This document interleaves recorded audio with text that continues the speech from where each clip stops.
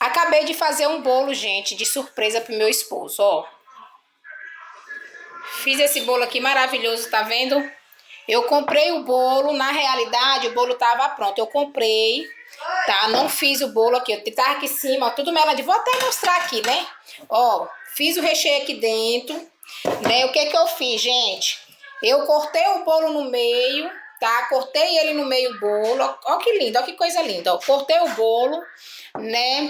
Fiz o recheio, coloquei o recheio no meio e joguei o recheio por cima. Como eu tinha maçã aqui, arrumei o bolo direitinho e comprei um granuladozinho que foi esse aqui, ó.